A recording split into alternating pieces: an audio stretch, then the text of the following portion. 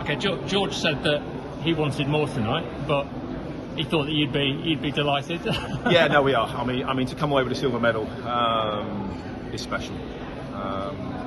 Whereabouts were you watching the race from? The finish line. Okay. We were just, we were level with the finish line, and we just said from the beginning, he had a plan. The plan was stay out of trouble, stick with the pace.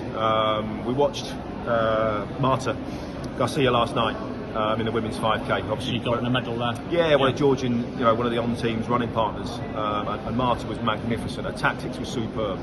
It was a fast pace last night. She stuck with it. She didn't get away from it. So George was ready for a fast pace. He was ready for a slow, messy race, which it was. And I think that was more. Was your heart in your mouth a few times? Oh, always. Well, you've seen it. He got tripped in Turkey, in Istanbul, first lap. He got tripped in Diamond League. Yeah. He's been clipped many times, and it's cost him. And that's tough to take. Yeah. When you're prepared. So my first thought is always stay out of trouble, get round in one piece, and run well. Yeah. But no, he backs himself, believes in himself. He came here, and we had a good chat yesterday. I think after Jakob's exceptional at this distance, we know that. But there was belief that Jakob has lost that invincibility cloak. Yeah. Jake's done it. Yeah. Josh has done it.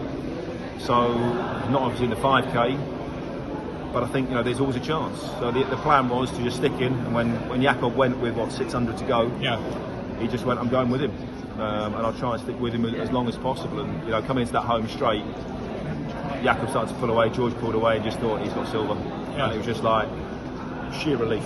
I mean, it's athletics is a tough watch. I don't recommend it for anybody with a heart. Do you go to all of his races pretty much? We try to. Is that the best? Oh, without a doubt. The most pleasing race that you've ever seen. I went to Samoa to watch him in youth games in the Commonwealths. We went to Tbilisi as a family to watch him there. Went to Turkey when he under 18s, European under 18s. Yeah, so we've been everywhere apart from COVID, and obviously we couldn't travel. You go to training camps as well, don't you, sometimes? I've been to Dahlstrom. I've experienced Dahlstrom. I went out there, did a bit of marathon training for myself. Yeah. I know you run yourself. Yeah, joined Tom and George and Marta and Thomas and the rest of the team and Luke and everybody else. And it was great, to see what they do. Yeah. They gave me a bit of grief and spurred me on a little bit, made me do double days. Yeah. I wasn't quite double threshold days, but I still had to do double days with them.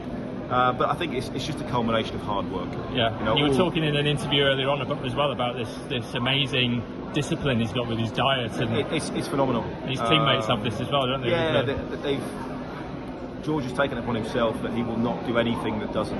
If it's not good for his running career, he won't do it. It means he's a little bit out there. He's a little bit different. He gets some stick off his siblings and his mates for that. But he will not do anything. His goal is to win medals and make teams. You must be pretty proud of him. Very proud. Oh, unbelievably. I mean, he came here. We brought friends out with us and came along and known him since he was a tiny little kid. And they were like, "So what would George be happy with?"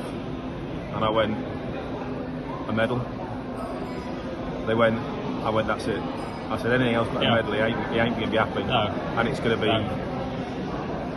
tonight and tomorrow will be tough, if that's not the case. But I spoke to him today very, very briefly. A few texts, just let him be in his zone. He's mature enough to do that. It must be hard as a father of an athlete, because you probably want to get involved. I'd love to be out there running. I'd love to be out there elbowing a few out of the way and barging a few people and whatever. I'd be more than happy doing that. His mum's even worse, to be fair. But yeah, it's just, I think when you've been in it, especially, when you know the dedication, you know the sacrifice that it takes to get to this level, and that's all the athletes right across the board, they're all at that sort of level. What they give up, what they sacrifice in terms of a life. George has never life, and he will happily admit that. He has no social life. No. Apart from athletes, doesn't have any friends and that type of thing. But he loves it. Good mates with Tom, though, isn't he? Oh, but these athletes, he's got great mates, because that's what they do. They just, it's another world that they live in. Football is hard. Athletics is 10 times that. To be good at athletics, much more of a lonelier sport, being the discipline. Premier League, you can be 250 top in the world and play in the Premier League. To do well in running, you've got to be top 10 in the world. Yeah. Your event is tough. Is it true you played here as well? Sat on the bench twice. You sat on the bench? Yeah, sat on the bench twice. One each with Rome. One each with Rome. You didn't come on at all? No, sadly, and beat Lazio. So I've run around the track as a warm up. Okay. And George has now run around it and done a bit better than me. I bet you didn't do a 1:52 final 800, which he virtually did tonight. No, I think I did a. His last couple of sat on laps the bench for an hour 52 minutes, I think. From start to finish. Yeah, but no, I mean, yeah, Rome's been kind to us. Yeah, let's say. So no, fantastic atmosphere, great support, and now obviously we'll meet up with him, and I know the family will be very, very proud of him. Excellent, thank you. Hi, journalist.